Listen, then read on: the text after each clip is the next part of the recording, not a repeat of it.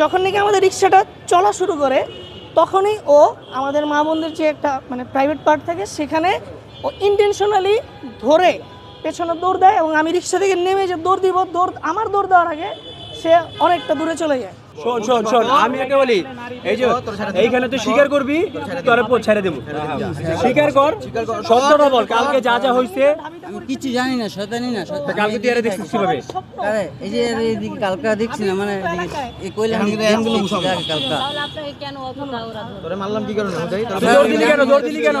তুই কিছু করছ না, দৌড় দিলি কেন? অযথা ঘুষাইতেছে দেখে আমি এমনি মারতেছে আপনাকে? এমনি মারতেছে? জি স্যার, আমি জানি না। আপনি কিছু জানেন না? জি না স্যার। তোর এমনি মারছে? স্যার, কাজে করছ আপনি নাই? যদি আমার জানতেন তাহলে আপনি মারতেন, আমি কিছু কইতাম ওর স্যার। মাথা সেবন করা, ও তো কথা বলতে পারতেছে না। হ্যাঁ, ও তো সেবন করা আছে এখন।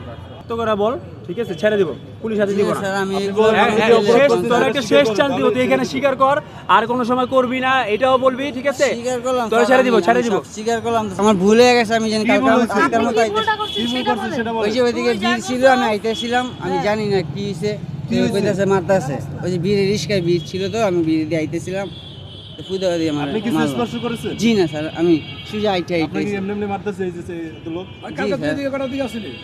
আমি সারাদিন এদিকে আসছিলাম কালকে? হ্যাঁ। কালকে আমি রমনা মন্দিরে প্রথমে পূজা দেওয়ার পর মোমবাতি আগরবাতি ধরানোর পর আমি বের হই। বের হওয়ার পর রিক্সা নেই। আমি ওকে তখন দেখতে পারি সাইডেও দাঁড়ানো। ও এর আগেও মন্দিরের গেটের সামনে দাঁড়ানো ছিল এবং যখন নাকি আমাদের রিক্সাটা চলা শুরু করে তখনই ও আমাদের মা বোনদের যে একটা মানে প্রাইভেট পার্ট থাকে সেখানে ও ইন্টেনশনালি ধরে পেছনে দৌড় দেয় এবং আমি রিক্সা থেকে নেমে যে দৌড় দিব আমার দৌড় দেওয়ার আগে সে অনেকটা দূরে চলে যায় এবং আমি তাকে ধরতে পারি না এবং এই ড্রেস পরা ছিল, এইভাবেই ছিল। এখন তার বিরুদ্ধে আপনারা কি ব্যবস্থা নেবেন? আমি কিছু জানি না। আমার বন্ধু আসবে, আইনা দিয়ে দিব, যা যা ব্যবস্থা এটা